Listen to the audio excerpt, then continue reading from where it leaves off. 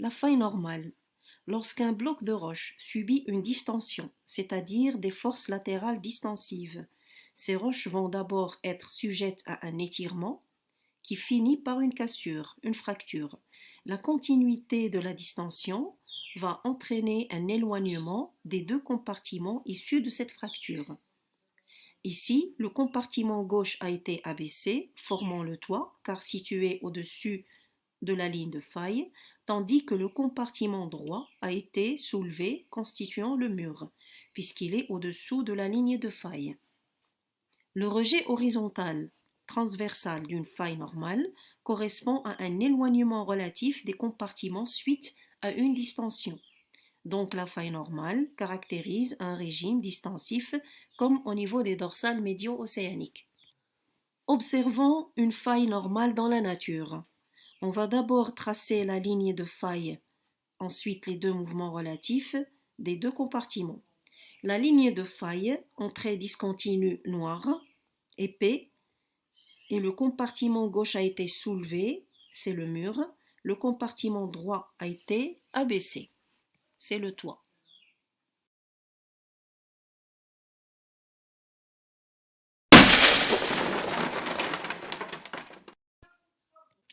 La faille inverse.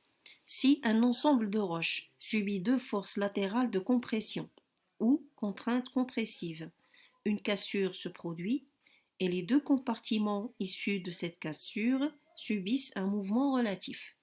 Nous allons d'abord tracer la ligne de faille, ensuite le mouvement relatif des deux compartiments.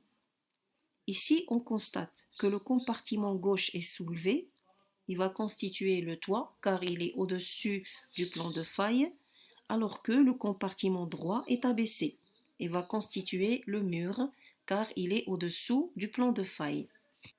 Le rejet horizontal ou transversal d'une faille inverse correspond à un rapprochement suite à une compression, c'est-à-dire que les deux compartiments vont se rapprocher l'un de l'autre suite à la compression.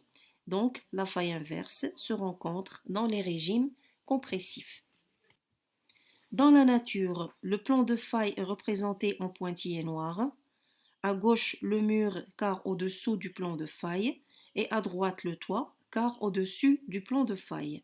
Le mouvement relatif se caractérise par un soulèvement du compartiment droit et un abaissement du compartiment gauche.